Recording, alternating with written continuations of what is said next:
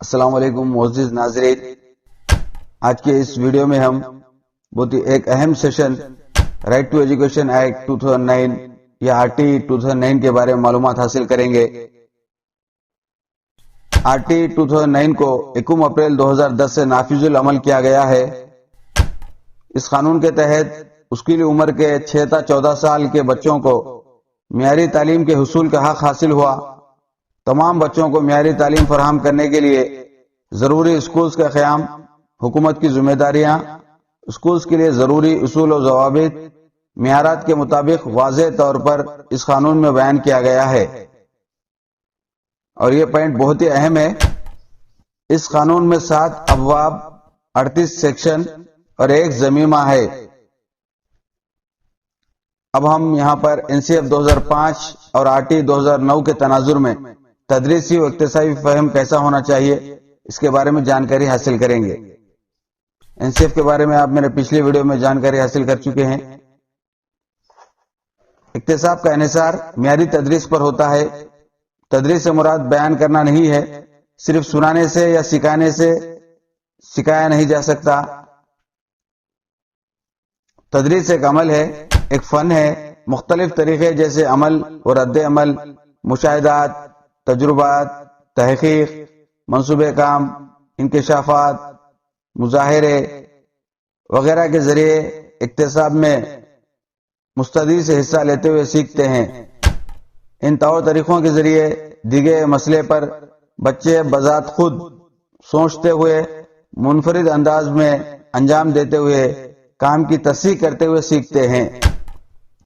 ساتھی طلباء سے بحث، عمل کرتے ہوئے پرکھنا وغیرہ کے ذریعے مسائل کے حل کی تلاش میں منہمک ہونا چاہیے۔ اس کے لیے معلم معاون مددگار کا رول ادا کرتے ہوئے حوصلہ افزائی کرے۔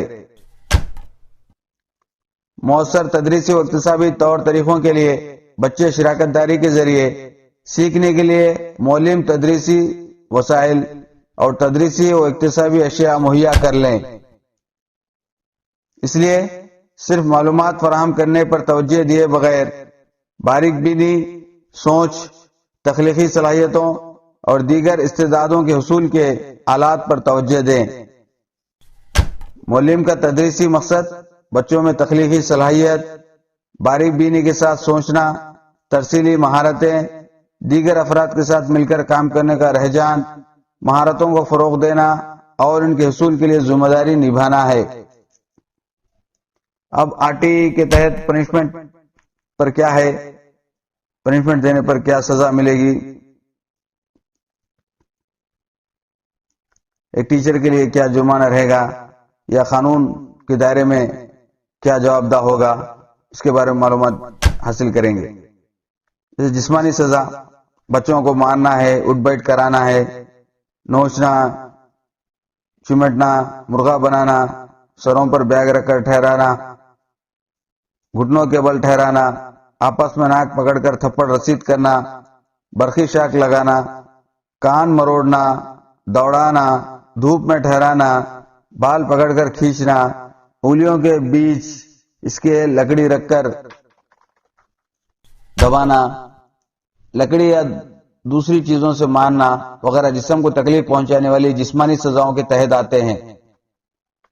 اب ایک ٹیچر کس طرح سے کمرے جماعت کے اندر یا اسکول کے اندر ہوم ورک نہ کرنے پر یا ٹیچر کی بات نہ سننے پر جو پنشمنٹ دیا جاتا ہے، جو سزا دی جاتی ہے، اس کو یہاں پر بیان کیا گیا ہے۔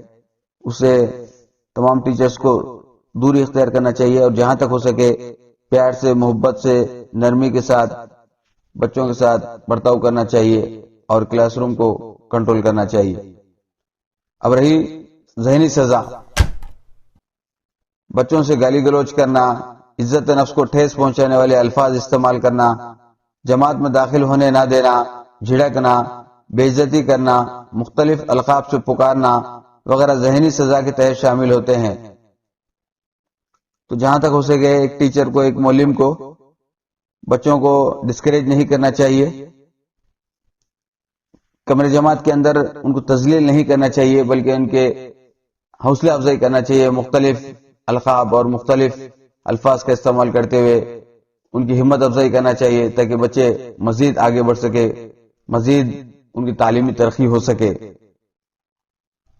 اس کے بعد امتیاز یا ڈفرینس، ذات، مذہب، زبان، رنگ و نسل، علاقائی و منفی امتیازات کو ظاہر کرنا امتیاز کہلاتا ہے۔ بھئی اب وہ ذات کے ہے یا یہ کیسٹ کے ہے، یہ بچہ فلاں مذہب کا ہے، یہ اسکول میں یہی مذہب کا بچہ پڑھ سکتا، یا صرف اردو ہی بولنے والے پڑھنا یا انگلش بولنے والے نہیں پڑھنا، یا گورے پڑھ سکتے کالے نہیں پڑھ سکتے، یہ صرف کالوں کے لیے ہے یا گوروں کے لیے نہیں ہے، اور یہ صرف یہ علاقے کے حد تک ہے، دوسرے علاقے کے بچے ہمارے اسکول میں ایڈمیشن نہیں لے سکتے، پڑھ نہیں سکتے، تعلیم حاصل نہیں کر سکتے۔ بہرحال اس طرح کے امتیازات اور ڈفرینسز مینٹین نہیں کرنا چاہیے۔ اسی طرح سے جنسی ہراسانی، یہ بھی ایک پنشمنٹ کے تحت آتا ہے۔ مخصوص جسمانی اعضاء کو ہاتھ یا کسی اور شے سے چھونا، اریاں تصاویر اور اشکال بتانا، زومانے جملے ادا کرنا، فحش کلمات لکھنا، گلے لگانا اور بوسہ لینا جنسی ہراسانی کے تحت آتے ہیں۔ اس لیے ایک ٹیچر کو اپنے اسٹوڈنٹس کے ساتھ فزیکل ڈسٹینس یا جسمانی دوری اختیار کرنا چاہیے تاکہ جنسی ہراسانی جیسے شکایت عام نہ ہو اور طلباء و طالبات اور پیرنٹس میں غلط شکوک و شبہات پیدا نہ ہو۔ اس کے بعد ہے انڈیکیٹرز آف امپلیمنٹیشن۔ اسکول کے نوٹس بورڈ پر ہمارا اسکول جسمانی سزاؤں کی مخالفت کرتا ہے لکھا جائے۔ جسمانی سزائیں دینے والے اسکولوں کی سند مسترد کر دی جائے۔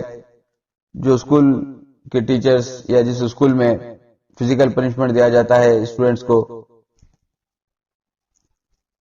ان اسکولوں کو بند کر دینا چاہیے یا ان کا ریکگنیشن کینسل کر دینا چاہیے۔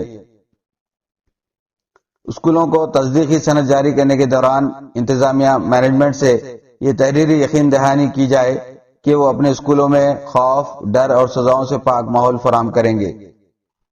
نوٹس بورڈ پہ لکھنا ہے یہ کہ اسکول کے اندر دوستانہ ماحول ہونا چاہیے، بچوں میں ڈر خوف کا ماحول نہیں ہونا چاہیے، ہیبت ہچکچاہٹ کا شکار نہیں ہونا چاہیے، بچوں کے اندر جو تعلیمی ڈاؤٹس ہے وہ بلا جھجک اپنے معلم سے پوچھ سکتے، اس طرح کا ماحول بنایا جائے۔ ایسا نہ ہو کہ ہیڈ ماسٹر آ رہے ہیں یا ٹیچر آ رہے ہیں، پن ڈراپ سائلنس ہو جائے، سناٹا ہو جائے۔ یہ پرانے زمانے کی بات تھی، لیکن آج کے اس دور میں بچے بلا جھجک ٹیچر سے اپنے تعلیمی سوالات اور شکوک و شبہات پوچھ سکتے ہیں۔ اس کے بعد ہر اسکول میں چائلڈ پنشمنٹ مانیٹرنگ CPMC کا قیام عمل میں لایا جائے۔ یہ بہت ہی اچھا سوال ہے اور نیا سوال ہے۔ اس کا فل فارم بھی کیا ہے بلکہ پوچھ سکتا ہے امتحان میں، CPMC، تاکہ بچوں کے ساتھ ناانصافی نہ ہو، بچوں کا استحصال نہ ہو، بچوں کے ساتھ ناروا سلوک نہ کیا جائے۔ اس لیے RT 2009 ہر مدرسے میں CPMC کے قیام پر زور دیتا ہے تاکہ بچوں کی صحیح طور پر نگہداشت ہو سکے اور ان کے ساتھ انصاف ہو سکے۔ تو ویورز، یہ تھے کچھ اہم معلومات RT 2009 کے بارے میں۔ آپ کو ہمارا ویڈیو کیسا لگا؟